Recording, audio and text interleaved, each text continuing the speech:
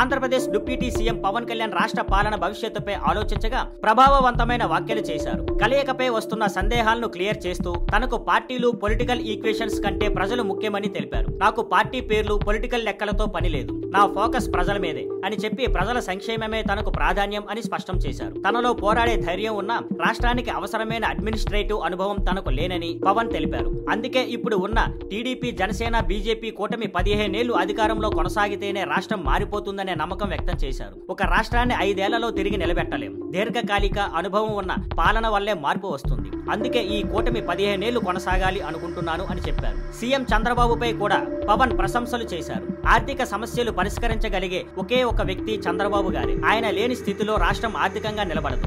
ఆయనకి ఉన్న పరిజ్ఞానం, అనుభవం మరెవరికీ లేదు అని పవన్ తెలిపారు. కూటమిలో ఉన్న చిన్న చిన్న సమస్యల గురించి అడిగినప్పుడు పవన్ ఇచ్చిన ఉదాహరణ స్పష్టంగా ఉంది. వేరు వేళ్లలా మనమంతా వేరు, కానీ అందరూ కలిసినప్పుడు గట్టిగా బలమైన మట్టు దెబ్బలా అవుతాం. చిన్న చిన్న విభేదాలు ఉండొచ్చు, కానీ కూర్చొని మాట్లాడుకొని పరిష్కరించుకుందాం అని అన్నారు. పవన్ కళ్యాణ్ మాటలు ఒక స్టేట్స్ మ్యాన్ లైక్ లీడర్ కి తగినట్టు ఉన్నాయి. పదవుల కోసం కాదు, ఏపీ భవిష్యత్తు కోసం పనిచేయడం లక్ష్యంగా పెట్టుకున్నాడు. చంద్రబాబు నాయకత్వానికి మద్దతు ఇచ్చి దీర్ఘకాలిక ఐక్యత కోరుతూ పవన్ తన వినయాన్ని, ప్రజల పట్ల ఉన్న బాధ్యతను చూపించారు.